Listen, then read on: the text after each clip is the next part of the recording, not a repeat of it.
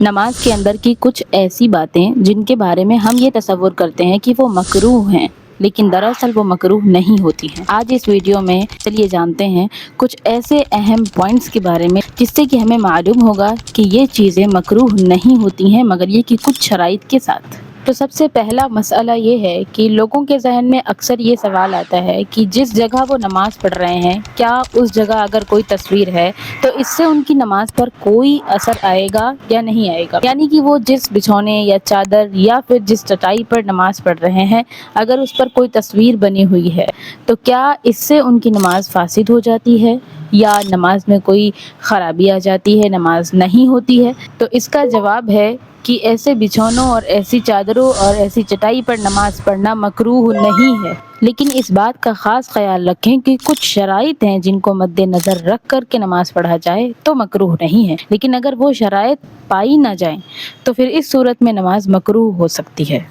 کسی جاندار کی تصویر بنی ہے یا تصویر معلوم ہوتی ہے تو آپ اس بات کا خاص خیال رکھیں کہ ایسی جگہ پہ اس کو ایڈجسٹ کریں کہ اس پر سجدہ نہ ہو، یعنی وہ تصویر سجدے کی جگہ پر نہ آتی ہو۔ اگر آپ اس تصویر کے اوپر کھڑے ہو جاتے ہیں تو اس میں کوئی حرج نہیں ہے، لیکن سجدہ اس تصویر پر نہیں ہونا چاہیے۔ ایسی صورت میں تصویر والی بچھونے اور جانماز وغیرہ پر بھی، جس میں تصویر معلوم ہوتی ہے بعض اوقات جانمازوں پر بھی، ایسی جانمازوں پہ ایسے بچھونوں پہ نماز پڑھنا مکروہ نہیں ہوگا۔ خیال رکھیں کہ سجدہ کرنے کی جگہ پر تصویر نہ بنی ہوئی ہو۔ دوسری بات کی تصویر بنی ہوئی ہے کسی جاندار کی مگر بہت چھوٹی ہے، اتنی چھوٹی کہ بہت قریب سے دیکھنے پر معلوم چلتا ہے کہ یہ کوئی تصویر بھی ہے، دور سے دیکھنے پر وہ کوئی تصویر نہیں لگتی، لہٰذا ایسی تصویر والے بچھونے یا چادر پر نماز پڑھنا بھی مکروہ نہیں ہوگا۔ تیسری بات کی تصویر بنی ہوئی ہو اس بچھونے یا چادر پر لیکن اس تصویر کا چہرہ مسخ ہو یعنی مٹا ہوا ہو اور اس کی آنکھیں بھی مٹی ہوئی ہوں تو ایسی تصویر والے چادر یا بچھونے کے اوپر نماز پڑھنا بھی مکروہ نہیں ہوگا۔ لہٰذا ایک حدیث ہے جس میں کہ حضرت جبرائیل علیہ السلام نے آپ صلی اللہ علیہ وسلم سے ارشاد فرمایا، تصویر دراصل سر ہے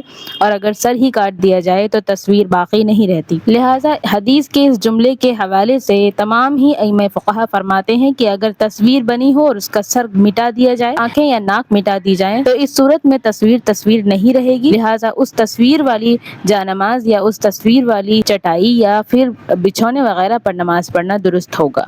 اور اب بات رہی ان تصاویر کی جو بے جان چیزوں کی ہوتی ہیں، مثلا پہاڑ، درخت، باغات یا